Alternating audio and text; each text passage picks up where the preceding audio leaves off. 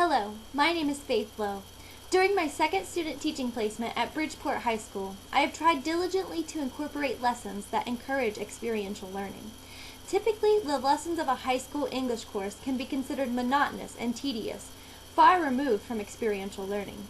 However, I have tried rigorously to combat this misconception by having the students experience different information in a way that enforces them to make connections between the text and their current lives. Recently, I tried to promote this in a lesson on William Shakespeare's Hamlet. Though Shakespeare is anything but current, I had no apprehension that the students would be able to analyze these Shakespearean concepts and apply them to current situations. This proves Shakespeare's versatility. To demonstrate this to my students, I created a lesson where the students had to focus on Hamlet's infamous to be or not to be soliloquy. Rather than beginning the class with an essential question, I began by playing a song adaptation of the soliloquy, which was set to an upbeat and fast-paced melody. I did this for two reasons. One, I wanted to engage the students with something a little more modern, and two, I wanted to assess the students' previous knowledge of the soliloquy's overall mood. At the conclusion of the song, I asked the students what was ironic about this version. Ironic about her performance, the actual text of the... She seemed really happy about it. Yeah, and what's strange about that? It's like depressing. Right, yeah. Hamlet's contemplating whether he should live or die. So, should he commit suicide? Should he not? And she seemed pretty happy about it. Because the students could tell me that it did not fit the original mood of the text, I knew that they had some background knowledge of the soliloquy itself. After discussing this irony, as a class, we briefly reviewed the events from the previous day and began reading Act 3, Scene 1. Once we had read and discussed the soliloquy, I wanted to transition into the activity of the day. I chose to do this by showing a film clip of Laurence Olivier's 1943 version of To Be or Not to Be.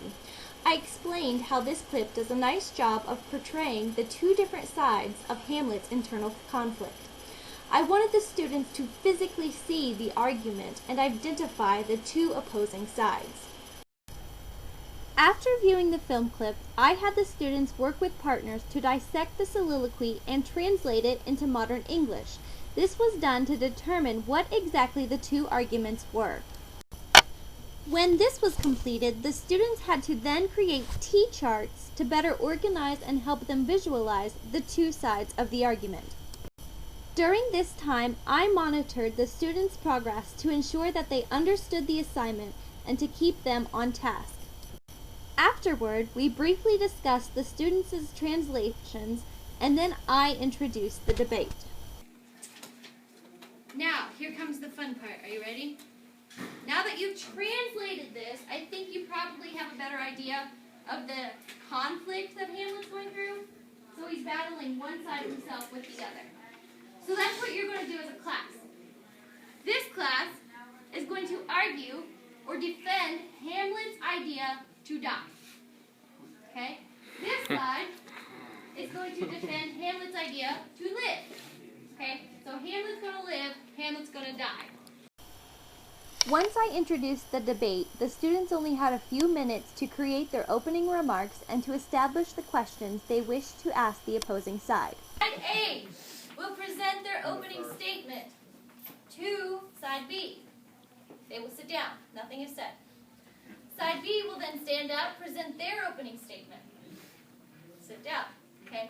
I will give you 2 minutes at the most for each person in your group to come up with a question to ask them, okay, concerning their opening statement. Okay? That way, everyone's participating. Once each side had given their opening remarks, I stepped back. I was confident that the students could control the pace of the debate. This continued for several minutes. Just wait for him to try to commit another murder. In order to catch him. Sounds good. Yes, Pretty much. Him was moving for about 2 days. He still hasn't done anything about it. He sat there and cried over himself, gave 2 giant speeches about how he should die. So just, he might as well just kill himself. He's going to sit there and wait for another. After the closing remarks were given, the debate was ended. However, as a form of formative assessment, I had the students write a one-paragraph response explaining how this activity affected their understanding of Hamlet's tormented character. I believe that this lesson supported experiential learning because, though it was quite extensive, it required the students to experience Hamlet's internal conflict in a very real manner. Because the students verbally had to argue both sides, they were able to experience Hamlet's frustrations firsthand. As I grow throughout my teaching career, I will continually implement lessons and activities that incorporate experiential learning and allows the students to connect to the information so they can continue to build and expand their knowledge of the world, their community, and most importantly, themselves.